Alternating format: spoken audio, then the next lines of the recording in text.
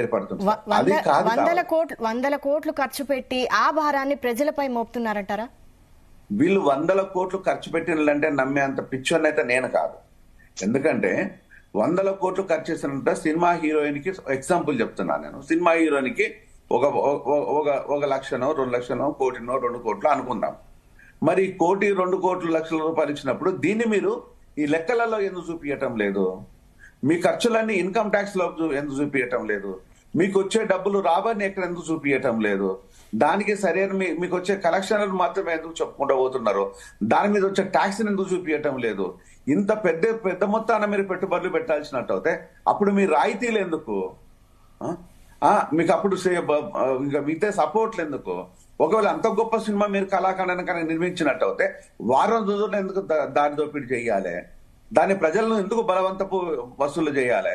బలవంతపు హీరోలు ఈ రోజు సినిమా హీరోలు అనేది సామాన్యమైన మనుషులు. వాళ్ళ లోపల రక్త మాంసాలు ఉన్నాయి.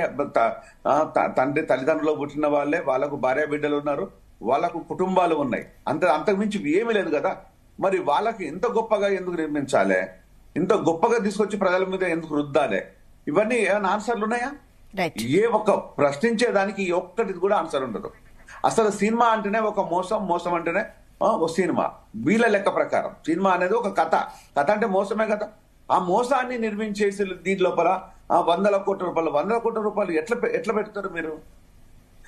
అంటే చిన్న సినిమాలు కేరళ, తమిళనాడు, కర్ణాటక లోపల చిన్న సినిమాల్లో అత్యున్నత విజయాలు సాధించలేదా? పవన్ కళ్యాణ్ తొలి ప్రేమ విజయం సాధించలేదా? చిరంజీవి వచ్చేసి స్వయం కృషి విజయం సాధించలేదా? చిరంజీవి శుభలేఖ విజయం సాధించలేదా?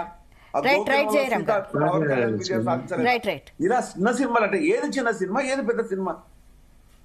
ప్రజలను దోసుకుంటే పెద్ద సినిమా, ప్రజలకు ఎంటర్టైన్మెంట్ చిన్న సినిమానా?